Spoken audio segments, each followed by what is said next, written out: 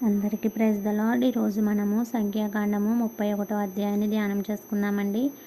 మరియు యెహోవా మిద్యానీయులు ఇశ్రాయేలీయులకు చేసిన హింసకు ప్రతిహింస చేయుడి.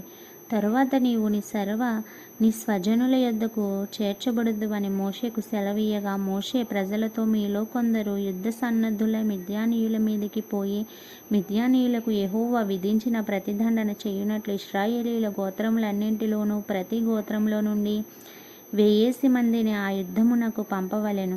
అట్లు గోత్రం ఒక్కొక్కటికి 1000 మంది చొప్పున ఇశ్రాయేలీయులు సేనలో నుండి 12,000 యుద్ధవీరులు ఏర్పరచబడగా, మోషే వారిని అనగా ప్రతి గోత్రము నుండి 1000 మందిని యాజకుడగు ఎలియాజరు కుమారుడైన షినెహాసును పంపెను. అతని చేతిలోని పరిశుద్ధమైన ఉపకరణములకు ఊదుటకు బూరలను యుద్ధమునకు పంపెను. యెహోవా మోషేకు ఆజ్ఞాపించినట్లు వారు మిద్యానీయులతో యుద్ధము చేసి మగవారిని అందరినీ చంపిరి.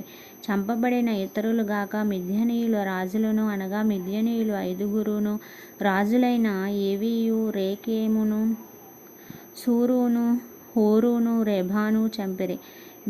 బెయేరు కుమారుడైన బిలామును ఖడ్గముతో చంపిరి. అప్పుడు ఇశ్రాయేలీయులు మిద్యాను స్త్రీలను వారి చిన్నపిల్లలకు చెరపట్టుకుని వారి సమస్త పశువులను, వారి గొర్రె మేకలన్నింటినీ, వారికి కలిగినది యావత్తును దోచుకునిరి. మరియు వారి నివాస పట్టణములన్నింటినీ, వారి కోటలన్నింటినీ అగ్నిచేత కాల్చివేసిరి.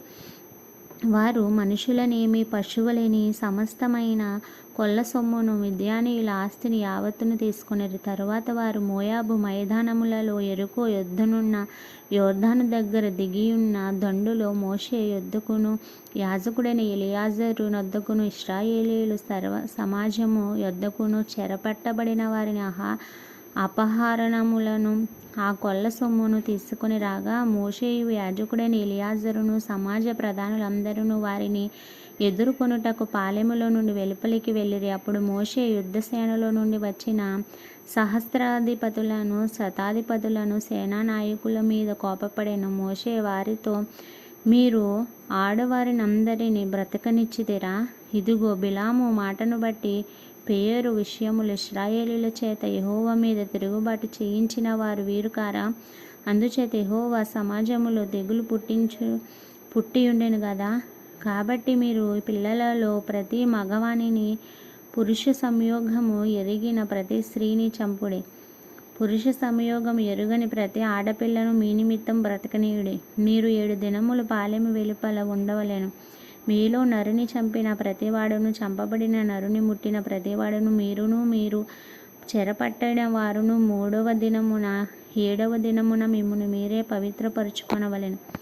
మీరు బట్టలన్నింటినీ, చర్మ వస్తువులన్నింటినీ, మేక వెంట్రుకల వస్తువులన్నింటినీ, కొయ్య వస్తువులన్నింటినీ పవిత్రపరచవలెననెను.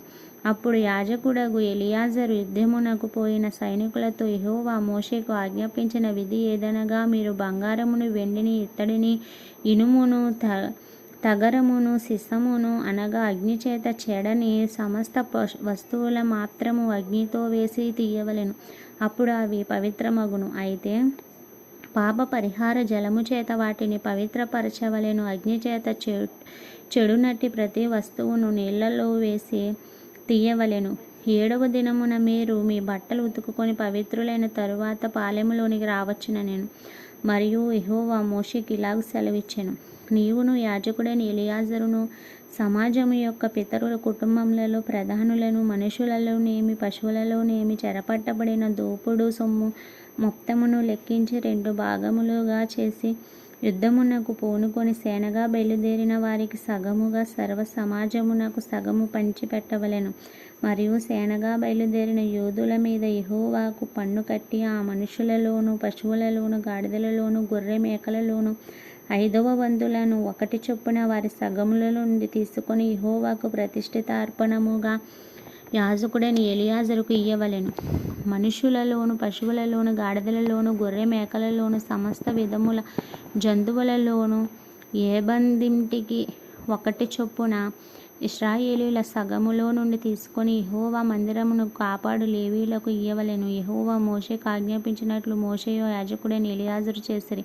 ఆ దోపుడు సొమ్ము అనగా సైనికులు కొల్లపెట్టిన సొమ్ములో మిగిలినది 6,75,000 గొర్రె మేకలు, 72 పశువులు, 61,000 గాడిదలు, 32,000 మంది పురుష సంయోగం ఎరుగని స్త్రీలను. అందులో 6వ వంతు అనగా సైన్యమునుగా పోయిన వారి వంతు గొర్రె మేకల లెక్క ఎంతనగా 3,37,500. గొర్రె మేకలు యెహోవాకు చెల్లవలసిన పన్ను 675. ఆ పశువులు 36,000. వాటిలో యెహోవా పన్ను 72. ఆ గాడిదలు 35,500. వాటిలో యెహోవా పన్ను 61. మనుష్యులు 16,000 మంది. వారిలో యెహోవా పన్ను 32. యెహోవా మోషేకు ఆజ్ఞాపించినట్లు మోషే పన్నును అనగా యెహోవాకు చెల్లింపవలసిన ప్రతిష్ఠిత అర్పణము యాజకుడైన ఎలియాజరుకి ఇచ్చెను. సైనికుల యొద్ద మోషే తీసుకొని ఇశ్రాయేలీయులకు ఇచ్చిన సగము నుండి లేవీయులకు ఇచ్చెను. 3,37,500 గొర్రె మేకలు, 36,000 గోవులను, 35,500 గాడిదలు, 16,000 మంది మనుషులను సమాజమునకు కలిగిన సగమై ఉండగా, మోషే ఇశ్రాయేలీయులకు వచ్చిన ఆ సగములో నుండి మనుషులలోను జంతువులలోను 50 ఒకటి చొప్పున తీసి యెహోవా మోషేకు ఆజ్ఞాపించినట్లు యెహోవా మందిరమును కాపాడు లేవీయులకు ఇచ్చెను.